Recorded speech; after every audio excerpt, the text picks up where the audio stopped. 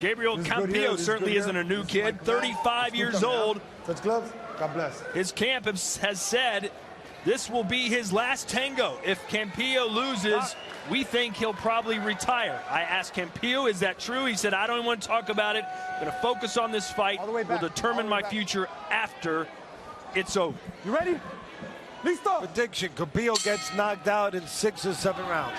That's just a little prediction, but what I can tell you about Campillo for me is, yeah, he's 35 years old. Yeah, he's a former world champion. And he's in the twilight of his career. And yeah, there's desperation. He wins or he goes home, you know, and he looks at his career on film with his kids. But he's still a pretty good offensive fighter. That's where his strength is. He can still get things done offensively. My doubts about Campillo are his legs. They've looked a little worn to me, and his defense. Sometimes you can find them a little bit too easily. And again, with the legs, he doesn't always show me the elasticity, the ability to recover, to endure at 35 years of age. So that's what I'm looking to see if Williams can exploit that. You have 2 southpaws in there, by the way, as we did earlier in the night. Always interesting, always different, because usually a southpaw gets in the ring, at least for the first couple rounds, they have an edge. Not here. Neither one has an edge. Williams said for the first time in his career he only sparred against southpaws in training camp, gearing up for Campillo. There's a body shot we talked about, and you saw exactly why we highlighted that on the fight plan.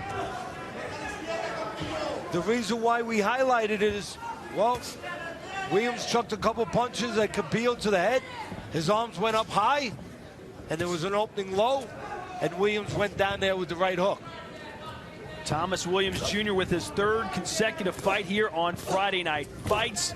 He was involved with Cornelius White January 24th, one of the rounds of the year. Both fighters went down to the canvas, but Williams got back up and finished it against White. And then April 24th stopped Enrique Ornelas in the 3rd round. Campillo has been knocked out 3 times.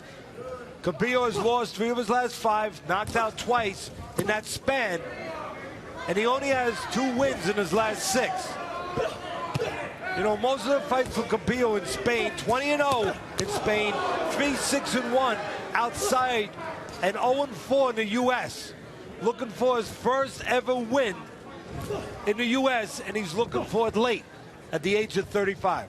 You can see the difference in power right away. Campillo landed a clean shot to Williams' temple. Williams didn't move. And then Williams hit Campillo right on the gloves, and Campillo stumbled away. Stumble, that's the key word. Look at the legs. And all those great fans at home, take a look at those legs. To me, again, when he gets hit his shot, they don't look solid. And I hate to use your poor mom's, you know, spaghetti recipe, but sometimes they look a little soggy, the legs of Campillo. We'll see whether or not Williams can take advantage of that. We're going to break. Teddy's big announcement coming up at the end of round 2. Into these fight plans, we look at what we think you're going to wind up seeing, or what we think that the fighter can do, and there it is, the body shot for Williams. You know, first upstairs, makes Campillo cover. You see it again. He covers up really high. The elbows come up, and then Williams goes back downstairs with the right hook from the southpaw position. Put a little water in the basement, as we said, of Campillo. You mentioned for everyone to keep their eyes on Campillo's legs, his foundation. Campillo's manager is Sergio Martinez. That's the same complaint that people have had about him. His legs are gone. He doesn't have that base to throw from, and maybe he should retire. Yeah, I think that he's, look, at least retired from fighting elite fighters. And Martinez was in with an elite fighter in Cotto his last fight, and he paid a price for it. And Campillo's in without, I think, is an elite fighter. With Williams tonight, we'll see whether or not he pays a price for it. If those legs can't hold him. You know, at age 35, I just wonder if Campillo can any longer win at the level that he once did win at. You know, that A level. So I guess the real question tonight is, you know, becomes that what level is Williams at? You know, he definitely thinks, and as people think of himself as an A-level guy, I think of him as an A-level prospect and, you know, contender. Well, this gives us a better gauge or barometer of that right here. Nice uppercut landed there by Campillo, who told us he's been working with heavy weights, trying to get more power in his power shots. One of the big knocks against Campillo is that he just doesn't possess it. Only 9 knockouts in his 30 professional fights. It's kind of late in the game to find your power now, at the age of 35. That's what Campillo's trying to do. You know what? It's not that strange. I'll tell you why. One of the greatest punchers in the history of the sport, Archie Moore, he found his power a little later. I mean, he was around later. He turned pro. I mean, he was the guy who fought for the title very late. He got opportunities late. He was one of the great fighters of all time. But one of the reasons why he was a greater puncher later, which you wouldn't think so, is he had to sit down more. He didn't have the legs to move around as much, you know. And sometimes you can find your power a little later if you're not gone. I think Campillo, I wonder if his legs are still there. That's my concern. But sometimes you can find power later in your career simply because you adjust your style. You can't move as much, and you start sitting more and concentrating on power more than you did when you were a young rascal. You said you said some people can. Can Campillo, from what you've seen, find that power here tonight? I think he's still. I think Campillo. I don't think he was ever a great puncher. So the answer is no. I don't think he ever was a great puncher. But I think the thing that he could still do pretty well is put punches together. Thomas Williams Jr. has great power. 2 straight knockouts here on Friday Night Fights. And Campillo doing well so far to avoid that big shot from Williams. All right, we've been hyping it all night long, and here it is, our big blockbuster announcement. Teddy, the floor is yours. Oh. Wow, you. Boy, oh boy. My daughter, Nicole Atlas, who I love very much, just like I love my son, my wife, everybody, she has opened up an Instagram for me. She got upset. I didn't want to open it up, but she got upset. There's been a lot of people over the last few years. I don't know much about social media. I think most of you know that, and I love you, said you would even care about that. But I stay away from it. I don't know how to turn a computer on. I'm the only guy in Bristol that gets DVDs sent to me in faxes. I have a very good fax machine. You don't have an email? No email. Works wonderfully, the fax machine. But Nicole has decided to open up an Instagram. Over the years, we found out that there's been people out there that have fraudulated Facebook accounts for me under my name. They're not mine. This is the only social media that is really mine, that we answer to, that we own, and whatever you will call it in that social world that you live in. My daughter will handle it. And is fraudulated a real word? Yes, I mean it is now. Yeah, and you know, and they have fraudulated.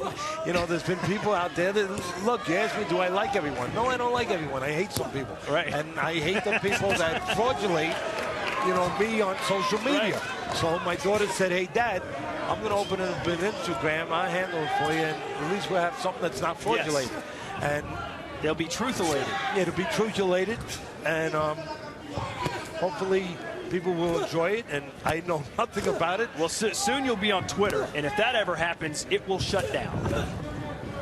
So, Nicole, thank you for doing that, even though about 1 hour after she decided to do it, I told her to shut it down. People started actually, whatever they call that, you know, responding to it.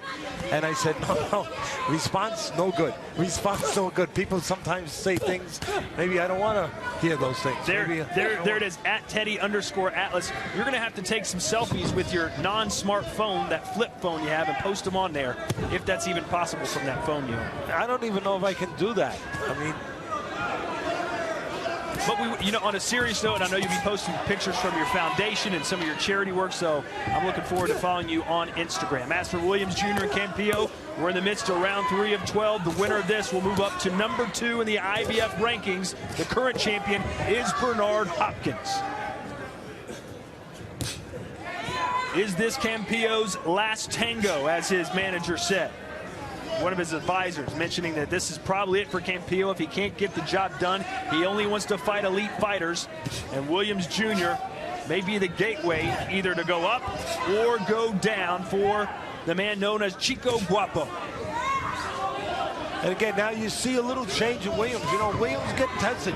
I did the opening the way I did it about, you know, David Carradine, Mr. Kung Fu, the master walking across the country, and he left the school and a big right hand connects from Williams, and that went through the rafters. And was Williams ready to take that same journey?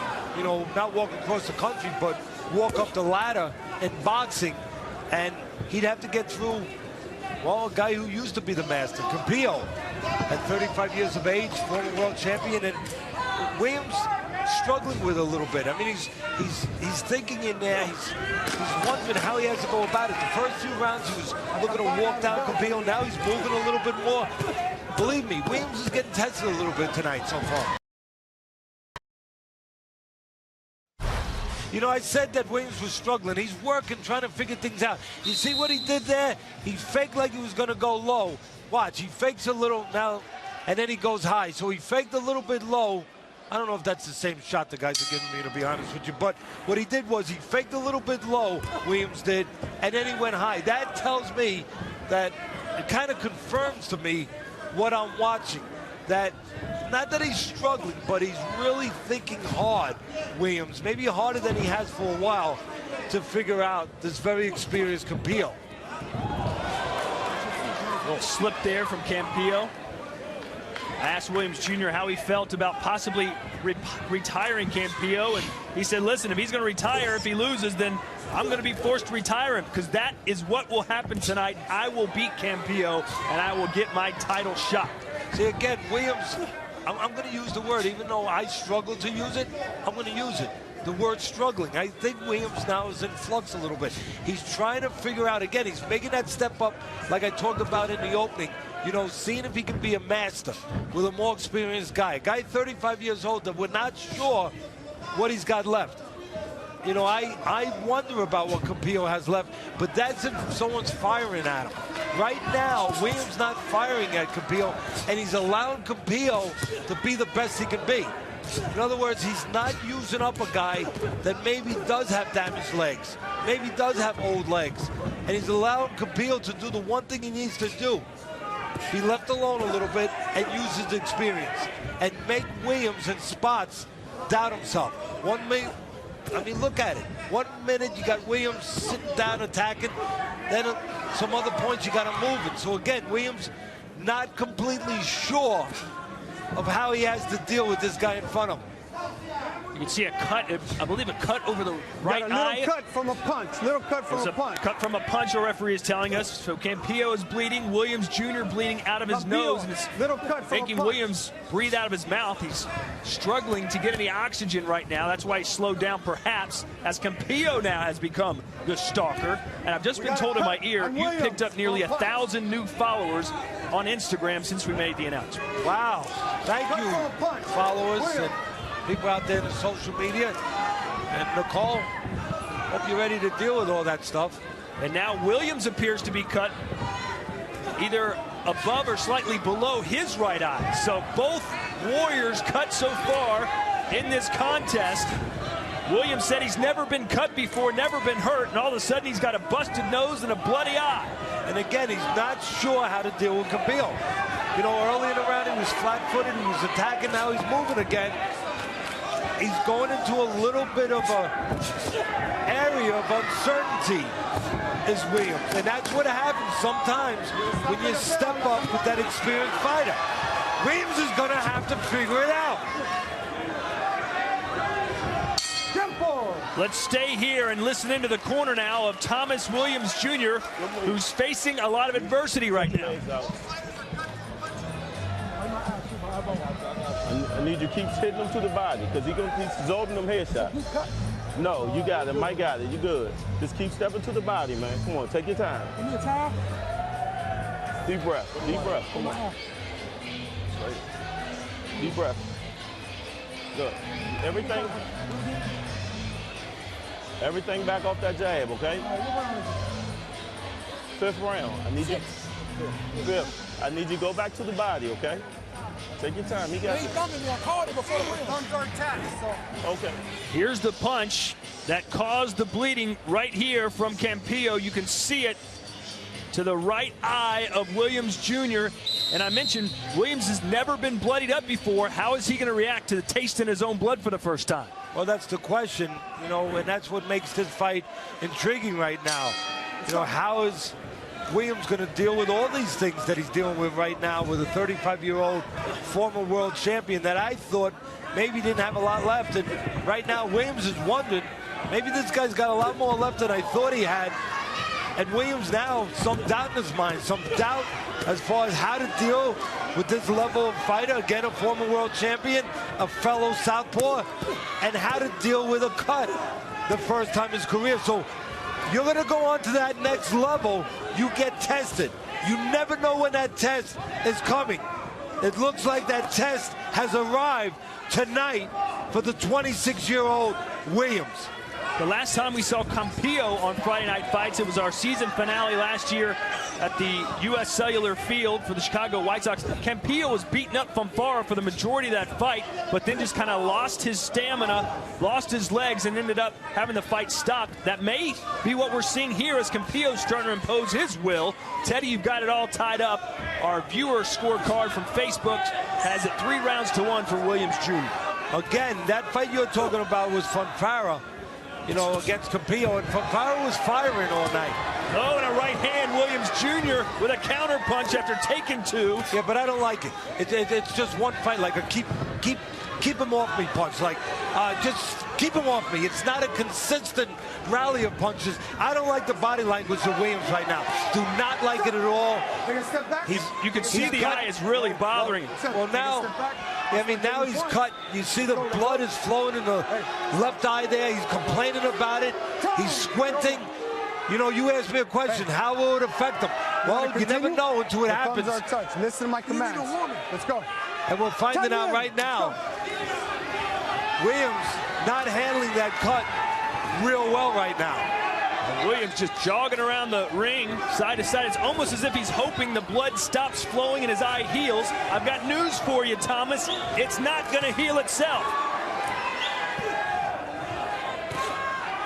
Campillo knows the target now is the left eye of Williams Jr., and a veteran like him, a former champion, knows how to exploit a weakness. Yeah, Tavon Williams, no relation, is the cut man for Thomas Williams, and he didn't do a great job the last round. We'll see if he does a better job the next round. But again, the man who really has to do the job is Williams. He's got to mentally handle it. And right now, you see, he's looking for desperation punches. He's backpedaling. He's squinting. He's being bothered by that cut, not only by the flow of blood, but just the situation. Just that he's not in control. And he's worried. I used the word earlier. He's worried. Look, he's looking at his corner. He should be concentrating on the fight. We are seeing the unraveling of a prospect right now. We'll see when he gets back to his corner if they can put. I don't know why they're dumping water over his eye. I mean, that removes the coagulant that you're putting in the eye. Now the coagulant's being put in. Looks like adrenaline is being put in by the cut man. But before that, it's up to you, brother. You don't want to be dumping water over it. Hold on a second, Teddy. The doctor's speaking to the ref. So you're telling me to call a fight? I'm telling you that is going to block his vision. It's dangerous. I'm telling you to call the fight. Yes, sir. And that's it. It's over. Yeah, but let me tell you something that really the people at home are going to be shocked when they hear me say this. And I got to say it because I heard it in between the corner. The only reason the doctor came up there, usually you don't want the doctor when you're cut. The only reason he came up there was the stepfather of Williams, Robert Peterson, asked for him. And, what happened? Get yourself together. Just get yourself together and show that you can still be a champion. And you didn't let me down. You didn't let me down, but listen, you got to worry about yourself. You got to worry about your family. You got to worry about who you are. And now's the time to find out who you are. You know, now you didn't let me down, Thomas, not as a person, but as an athlete, what you did tonight, what happened to you tonight, other great athletes, other great fighters, that's happened to them before. And what they do now, what they start doing tomorrow, that's what's going to tell. Don't let yourself down. All right? Yes, sir. Pull yourself back up. Yes, sir. Because that is the testing of a man. That's the testing of a champion. What you do after this, what you learn from this, what you do from this moment on. Yes, sir.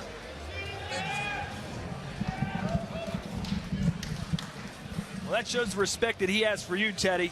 He told us yesterday, after the fight's over, he wanted to come over and get a pat on the back for you. Instead, you gave him some advice going forward.